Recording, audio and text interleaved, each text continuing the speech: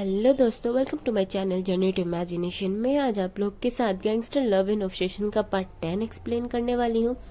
इससे पहले मैं आप लोग से कुछ बात करना चाहती हूँ। वैसे तो मैं रोज़ ही वीडियोस अपलोड किया करती थी, लेकिन अभी मेरी स्टडी की वजह से मैं रोज़ वीडियो अपलोड नहीं कर पा रही हूँ।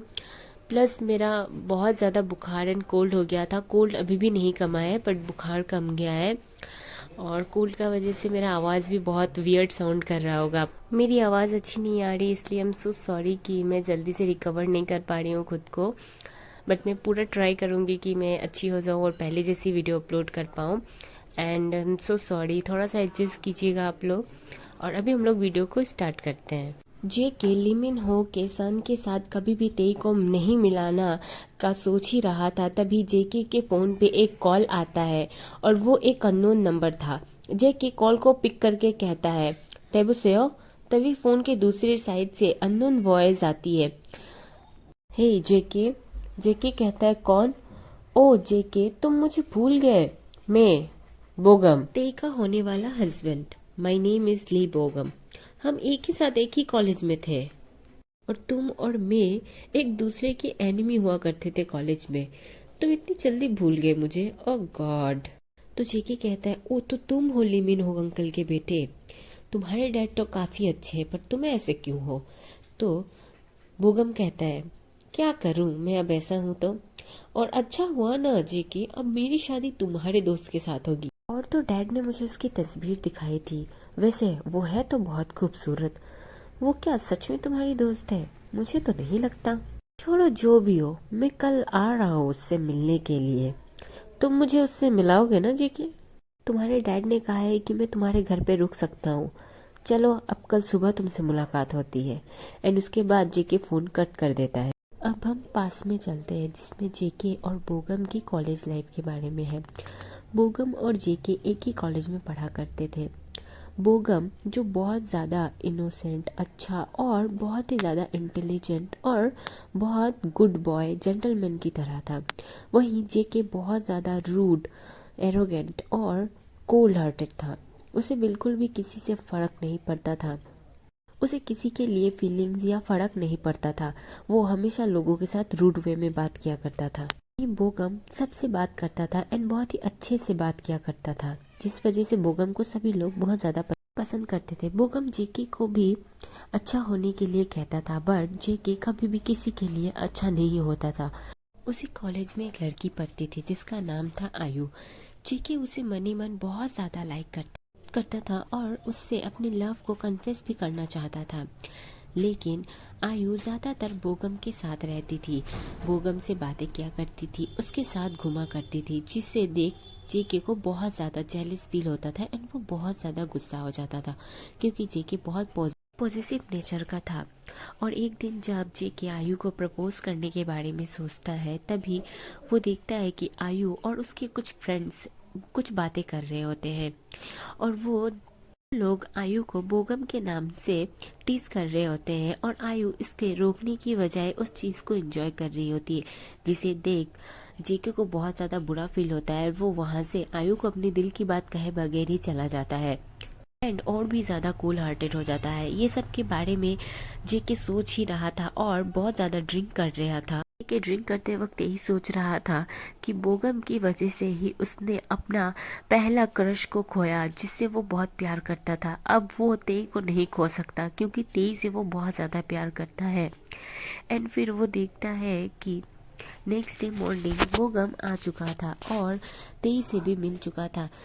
वो लोग एक रेस्टोरेंट में बैठकर एक दूसरे के साथ कॉफी पी रहे होते हैं और वक्त को बहुत ज़्यादा एंजॉय कर रहे होते हैं। तेई भी बहुत ज़्यादा हंस हंस के बोगम से बातें कर रही होती है। फिर वो देखता है कि बोगम और तेई एक दूसरे का हाथ पकड़ रास्ते में चल रहे होते हैं, पार्क में एक ही हेडफोन से म्यूजिक सुन रहे होते हैं और एक दूसरे के साथ बहुत ही अच्छा वक्त बिता रहे होते हैं।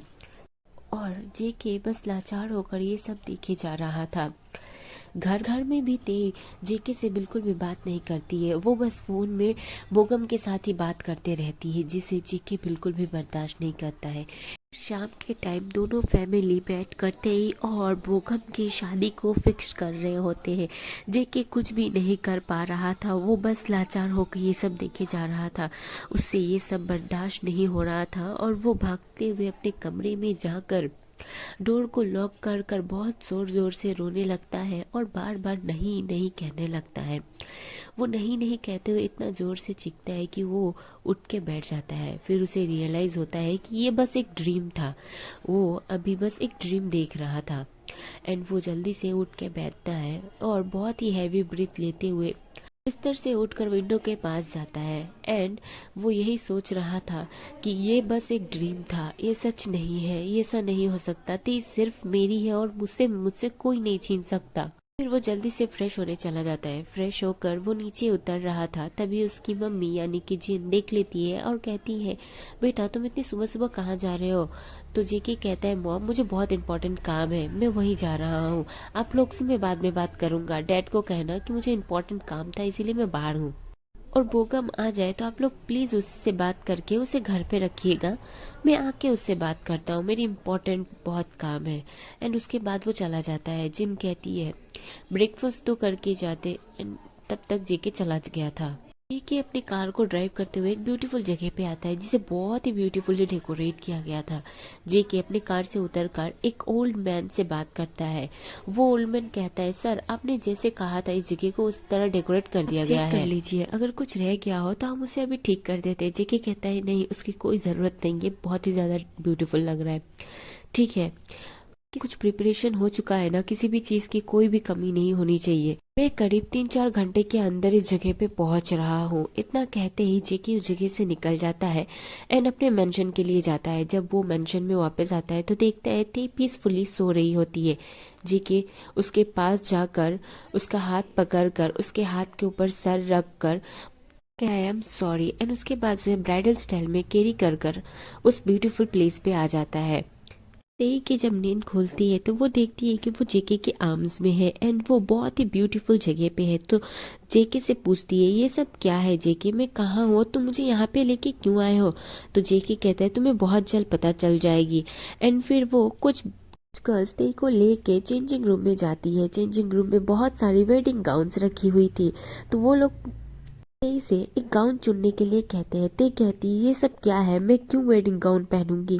तो वो लोग जबरदस्ती तेई को वेडिंग गाउन पहनाना चाहते हैं, बट ऐसा पॉसिबल नहीं हो पाता है। तो वो लोग जाके जेके को बुला के लाते हैं और कहते हैं कि मैम रेडी हो नहीं हो रही है। तो जेके गुस्से में आता है और अपने गन से एक लेडी के पैर में शूट कर देता है, जिसे देखते ही बहुत ज्यादा डर जाती है। अगर तुम 5 मिनट के अंदर रेडी नहीं होती हो तो मैं यहाँ खड़े सभी लोगों को मार डालूंगा, अब डिसीजन तुम्हारे ऊपर है। सभी लोग तेई के पैरों पे गिर जाते हैं और गिड़गिड़ाने और रोने लगते हैं ताकि वो मान जाए, सर जो कह रहे हैं इस चीज के लिए मान जाए। फिर तेई ना चाहते हुए भी वेडिंग गाउन पहनती है और रेडी भी हो जाती है। पर ये सब सोच बहुत ज्यादा रोए जा रही थी। वो उस लेडी के पैर को देखकर बहुत ज्यादा रो रही थी और कह रही थी कि उसे माफ कर दे, कि आज उसी की जिद की वजह से आज उस लेडी के पैर में इतनी ज्यादा चोट लगी है। फिर जेके अपने गार्ड्स को भेजकर तेई को स्टेज पर लेके आता है। तेई स्टेज पे आती है, वहाँ पे कुछ लोग थे, ज्यादा नहीं बस कुछ ही लोग थे गार्ड्स के साथ।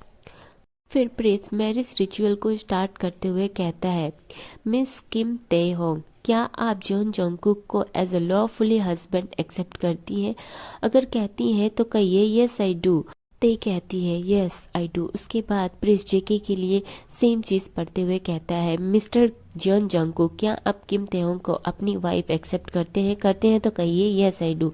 जेके कहता है यस आई डू। एंड उसके बाद वो लोग अपने रिंग्स को एक्सचेंज करते हैं। फिर प्रिंस कहता है, आप अब दोनों हस्बैंड वाइफ हैं, आप लोग किस करके इस शादी को लॉक कर सकते हैं। फिर जेके तेई को किस करता है एंड सभी लोग क्लैप करना स्टार्ट करते हैं। तभी वहाँ पे मौजूद कुछ गेस्ट जेके के पास आते हैं और कहते हैं, congratulation brother, thank you, but मैं अभी तुम लोग से बात नहीं कर सकता।